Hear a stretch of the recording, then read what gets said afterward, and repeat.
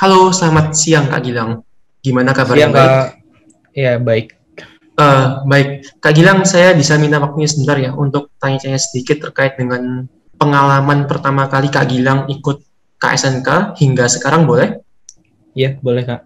Mungkin Kak Gilang bisa perkenalan diri terlebih dahulu. Kak Gilang itu siapa, terus pernah ikut apa aja? Silahkan Kak Gilang. Oke, perkenalkan nama saya Gilang Enggar Lana, biasa dipanggil Gel.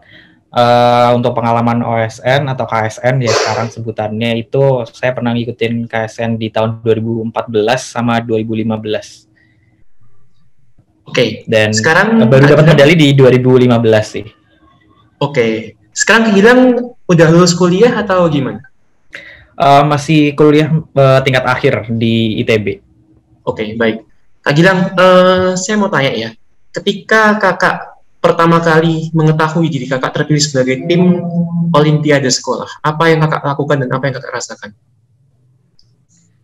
Pada waktu itu sih ya seneng ya, maksudnya dari beberapa anak yang lain emang akhirnya dipilih gitu. Ya walaupun emang awalnya agak pesimis karena waktu itu sebelumnya kan ada pelatihan juga dan nilainya kurang memuaskan, tapi pada akhirnya berjalanan pelatihan akhirnya saya terpilih jadi mewakili sekolah. Soalnya dua yang lainnya itu dari kakak kelas, jadi cuma satu dari anak kelas 10 yang dipilih. Terus setelah itu jelas persiapannya jadi lebih mengerucut lagi karena udah dipilih jadi tim sekolah akan mewakili sekolah untuk ke tingkat kabupaten. Yang pertama jadinya biasanya saya spare waktu di weekend itu untuk belajar karena di Kebumian sendiri kan memang butuh jam terbang untuk banyak pembacanya sih gitu.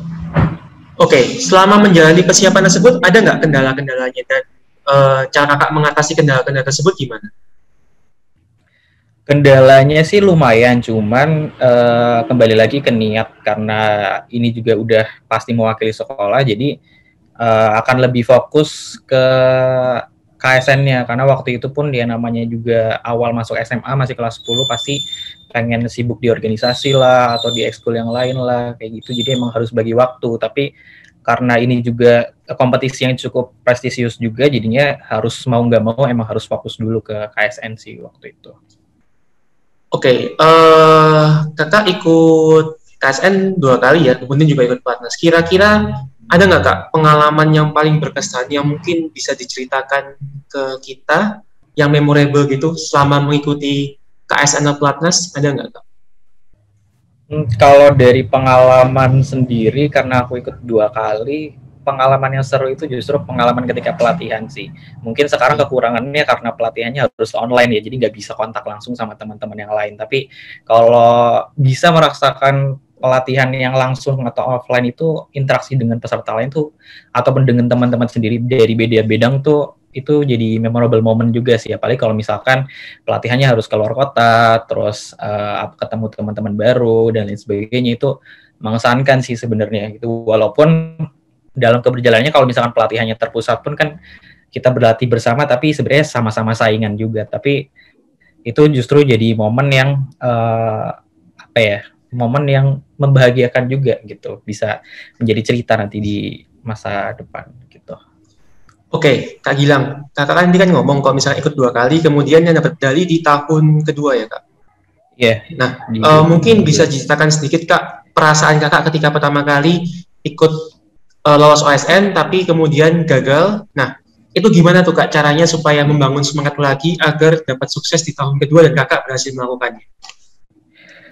Waktu tahun pertama emang sebenarnya itu agak di luar ekspektasi sih, karena waktu itu karena masih kelas 10 dan yang dijagoin tuh kakak kelas, justru jadinya nggak terlalu optimis untuk lolos ke nasional. Tapi waktu diumumin lolos ke nasional tuh benar-benar seneng sih, karena waktu itu kebetulan dari sekolah aku dari Kebumian itu lolosnya 2, jadi kakak kelas sama aku sendiri. Nah, terus udah seneng di awal dan waktu itu karena saya dari Jawa Tengah jadi ada pelatihan daerah 3 minggu, terus habis itu OSN-nya seminggu di Lombok. Itu agak ya setelah pengumuman tuh agak kecewa sih, tapi emang nggak terlalu ngarep juga waktu pengumuman, soalnya udah melihat ketika performa waktu ngerjain soal dan juga waktu tes praktek emang ada yang gagal waktu itu. Jadi agak sedikit kecewa, cuman kecewanya udah dipersiapkan dari awal gitu. Nah, terus kan habis itu ada kesempatan lagi di kelas 11 buat ke apa nama ke mulai lagi, tapi dari awal, dari kabupaten, provinsi, dan nasional. Itu sebenarnya berat lagi sih, karena mulainya kan dari nol lagi tuh. Jadi harus berjuang lagi, walaupun nggak ada jaminan kalau udah lolos nasional di sebelumnya tuh bisa lolos nasional lagi kan. Dan itu challenge-nya sih beratnya. Jadi tapi setidaknya udah ada mental nih buat berusaha buat lebih baik lagi. Jadi udah tahu juga saingan-saingannya tuh kayak gimana, atau di tingkat provinsi kayak gimana, di nasional kayak gimana. Jadinya justru akan lebih berpacu lagi sih, lebih semangat lagi gitu. Oke, baik. Kak Gilang mungkin ada pesan ke siswa-siswa yang akan menghadapi KSNK, 1-2 kata aja. Pesannya tetap semangat walaupun di kondisi sekarang. Walaupun ya kondisi seperti ini, tapi prestasi harus tetap jalan, harus tetap diusahakan. Mungkin usahanya dengan usaha yang lebih lagi, karena dengan kendala apapun harusnya nggak jadi masalah. Tapi percayalah, kalau di angkatan ini OSN-nya ya unik ya, karena online dari awal, jadinya tetap semangat dan berusaha terus sampai ke prestasi yang paling maksimal yang bisa kalian usahakan sih. Oke, baik. Terima kasih Kak Gilang atas waktunya. Semoga dengan sharing dari Kak Gilang ini dapat menginspirasi semua siswa yang akan menghadapi KSNK Kebumen di tahun 2021 ini. Baik, terima kasih Kak Gilang atas waktunya. Selamat siang. Iya Kak, selamat siang.